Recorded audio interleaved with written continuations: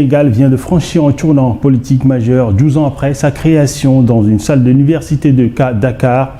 Le PASTEF Les Patriotes a tenu ce week-end à Diamniadio le tout premier congrès ordinaire de son histoire. Pour en parler et décrypter les coulisses de ce congrès, nous recevons sur ce plateau pour vous Mamadou Diouf. Bonsoir et bienvenue. Merci. Bonsoir Pinto. Alors, le premier congrès du PASTEF, un événement historique, bien sûr, qui consacre la réélection écrasante d'Ousmane Sonko à la tête du parti. Quel message Sonko envoie-t-il à la classe politique sénégalaise et plus particulièrement au président du Sénégal, M. Bassirou Diomaye Faye? Il faut d'abord reconnaître que c'est un congrès qui a été réussi. Pour ceux qui connaissent bien le PASTEF, en termes de mobilisation, en termes d'organisation, il n'y a absolument rien à dire.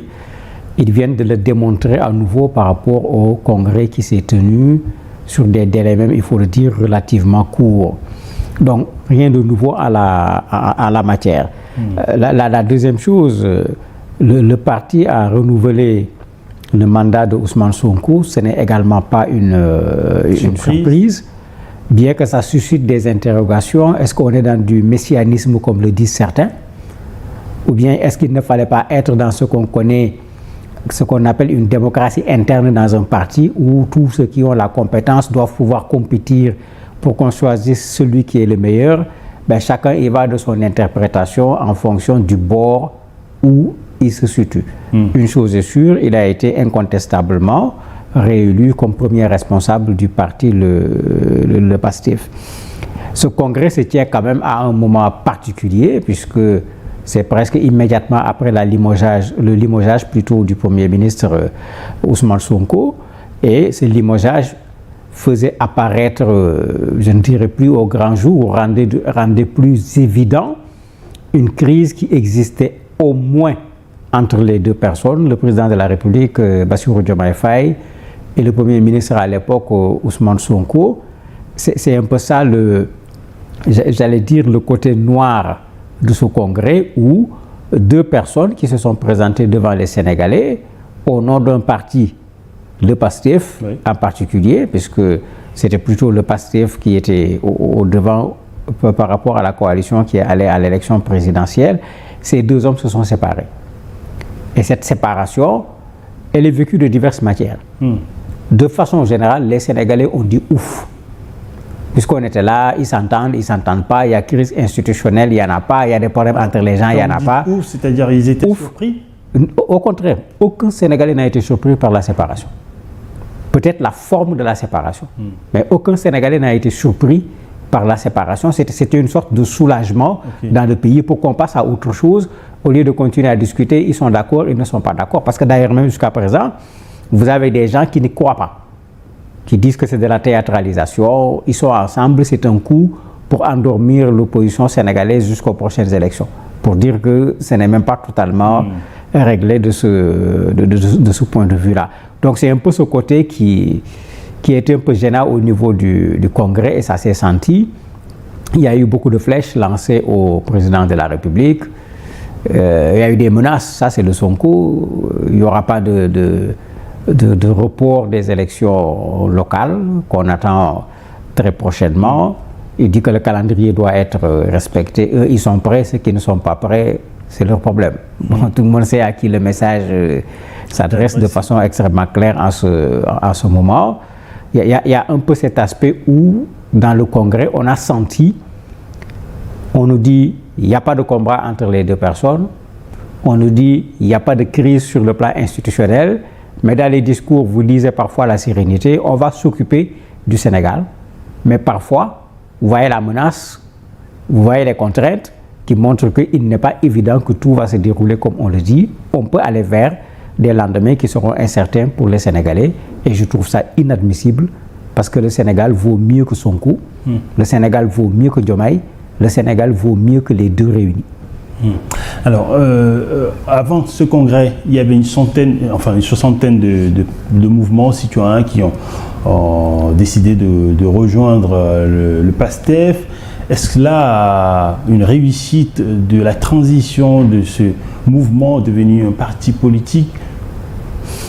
On est habitué au Sénégal de voir des coalitions où on vous dit qu'il y a une coalition avec 60 partis et ils vont aux élections. Quand vous voyez les résultats, vous vous demandez ces partis-là ont combien de personnes.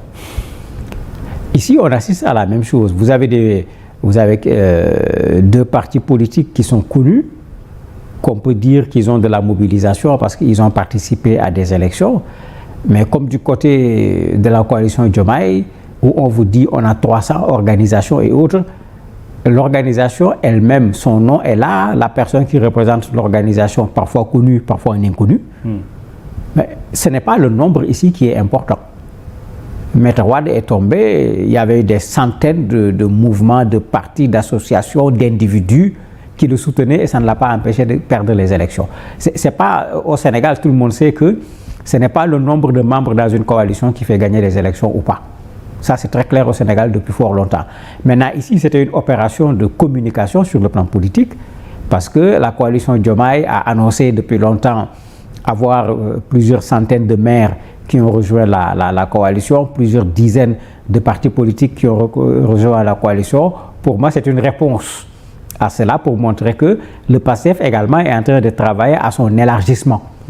Ils ne sont pas restés en tant que PASTEF tout simplement en laissant la coalition Diomaye faire sa massification. Eux également, ils sont dans la massification. Mais objectivement, j'ai lu la liste de tous les mouvements et partis qui ont rejoint. Je n'ai pas vu un seul parti ou un seul mouvement qui m'a impressionné parmi les 60. Alors, lors du congrès, Ousmane Sonko, il affirmait qu'il n'y avait pas de crise institutionnelle et que le PASTEF ne déposerait pas de motion de censure à l'Assemblée nationale, parce que beaucoup s'attendaient à ce que cela soit envisageable. Alors, peut-on aujourd'hui réellement gouverner sereinement avec une telle cohabitation au sein d'un même camp idéologique avec Faye et puis Sonko? Ousmane Sonko a dit si. Ils n'ont pas dit qu'ils ne déposeront pas de motion de censure. C'est-à-dire, a priori, ils ne déposeront pas de motion de censure. C'est-à-dire, c'est pas l'objectif principal. Mais ce n'est pas écarté. C'est très clair dans son discours. C'est pourquoi j'ai dit il faut savoir lire les deux aspects du discours. Il y a un aspect apaisement où il n'y a pas de souci, mais il y a un aspect où il y a l'épée de Damoclès qui est là. Parmi les épées de Damoclès, il y a cette motion de censure. Ça il faut le dire. Ils ne se sont pas engagés à ne pas déposer de motion de censure. Et politiquement, ça ne sert presque pas à grand-chose. Parce que d'ici décembre, le président de la République peut dissoudre l'Assemblée. Si vous déposez une motion de censure dans une session, vous ne pouvez pas déposer une deuxième motion de censure durant la même session. Vous déposez la motion de censure, le président fait tomber le gouvernement, il reconduit le même Premier ministre qui reconduit le même gouvernement. Ça ne change absolument rien. En fait, on fait perdre du temps au Sénégal. C'est là où, pour moi, c'est là où les Sénégalais doivent rester particulièrement vigilants. On n'a pas besoin d'un conflit, d'une querelle, puisque chacun l'appelle par son nom, entre Sonko et Diomaye. Cela ne fera en rien avancer le Sénégal. Au contraire, on est en face de ce qui pourrait être une expérience démocratique intéressante. C'est le même parti politique. C'est pourquoi quand on dit cohabitation, c'est de l'exagération. Il n'y a pas de cohabitation ici. C'est le même parti qui est au pouvoir. C'est le même parti qui est au palais de la République. C'est le même parti qui est au Parlement, puisque Diomaye le dit jusqu'à présent, il est membre du parti. À ma connaissance, il n'a pas été exclu du parti. Donc c'est le même parti, c'est le PASTEF qui a été élu. Mais ce serait intéressant qu'on voit pour la première fois des députés d'un parti qui d'habitude disent simplement oui à leur président, fassent véritablement ce qu'on appelle le contrôle gouvernemental. Parce que c'est ça le rôle des députés. Mais ça, ce serait une très bonne chose pour le Sénégal. Et que le président de la République soit suivi, qu'il sache que les gens sont entre ses jambes, à la moindre erreur, on ne les laissera pas passer. Mais quand ça se fait de façon politique, mais c'est une très bonne chose pour le Sénégal. Mais quand ça se fait dans le cadre d'un conflit entre deux personnes, c'est faire tout simplement reculer le Sénégal d'un point de vue démocratique en nous ramenant à des débats crypto-personnels, à des agendas personnels par rapport à 2029. Ce n'est pas de cela que les Sénégalais... C'est pas ça qui intéresse les Sénégalais aujourd'hui.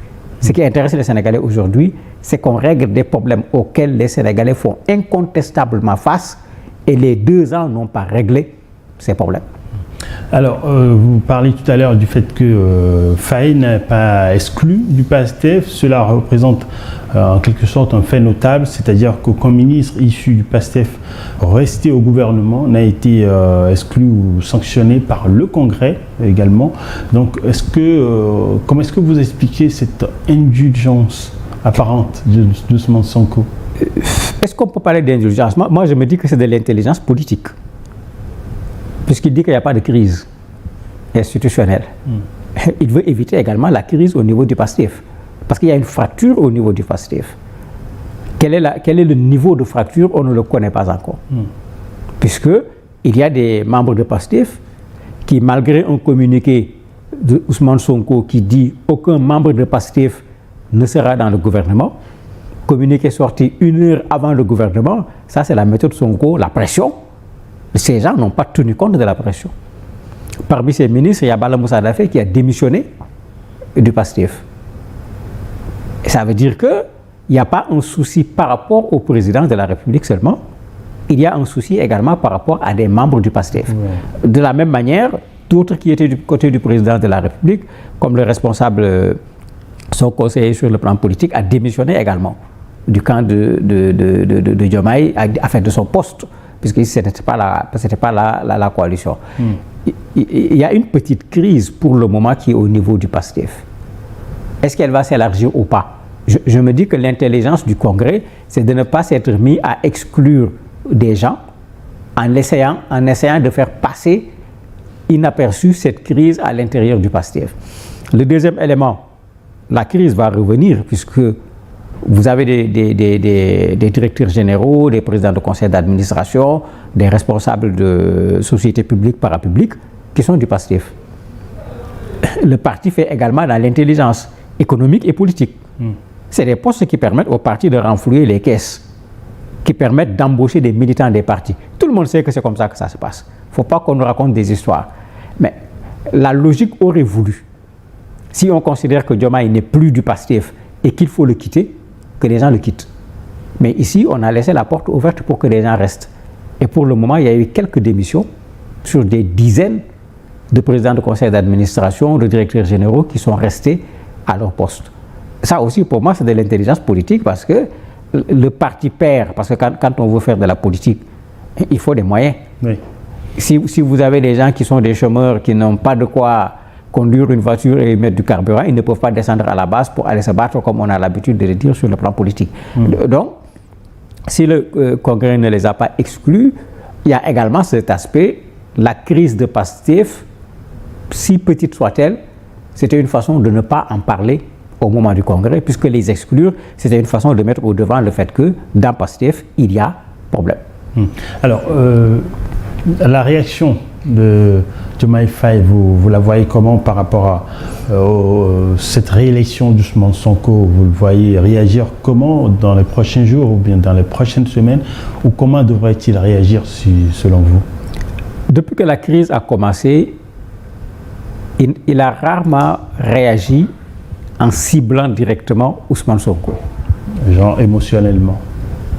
Il l'a fait lors du centenaire de l'ancien président Abdoulaye Wade, où il réagit sur des principes, mais pour ceux qui savent lire entre les mots, on sait à qui on s'adresse. Parce qu'il dit on peut ne pas s'entendre, mais ce n'est pas une raison pour qu'on devienne des ennemis. En prenant Abdoulaye Wade bien sûr comme référence, mais tout le monde savait que le message était destiné à Ousmane Sonko. Il a dit à Wade, il n'a pas utilisé les jeunes. On sait également le message s'adresse à qui? Il a rappelé ce Wade qui avait dit « je ne marcherai pas sur les cadavres pour aller au palais », etc. On ne l'a pas encore vu répondre du tic au tac sur les éléments qui ont été dits. Mais certains des partisans répondent. Et ça dans les deux camps. Et là, c'est différent un peu de ce discours en accord un peu feutré que l'on voit au niveau du sommet. J'avais l'habitude de dire sur ce plateau, la crise c'est quoi? Je ne sais pas. C'est ce que j'avais toujours dit. Et je disais tout le temps que les deux principaux concernés ne se sont pas prononcés. Moi, je ne me prononce pas sur une crise en écoutant les seconds couteaux.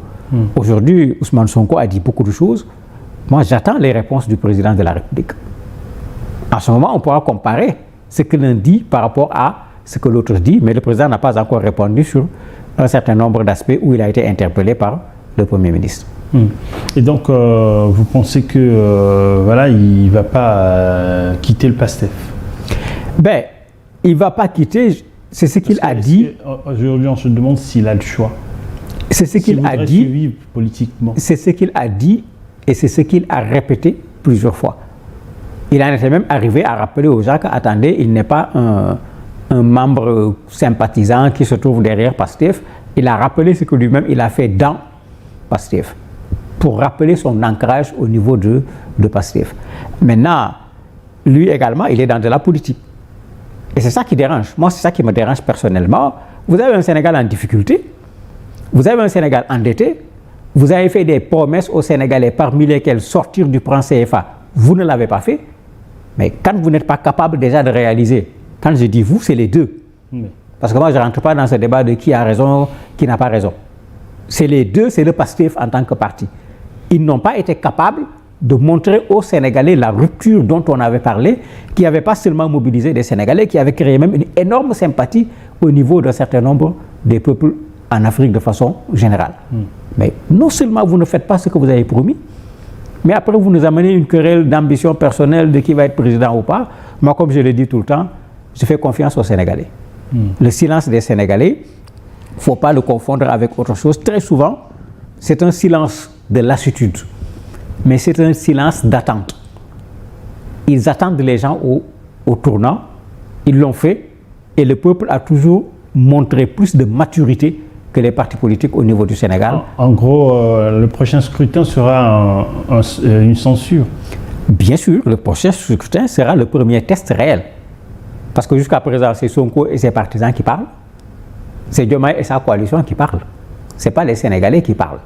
Mais quand il y aura les élections, les Sénégalais parleront et on saura à ce moment où en sont les Sénégalais aujourd'hui, aussi bien par rapport à l'un, par rapport à l'autre, ou par rapport aux deux.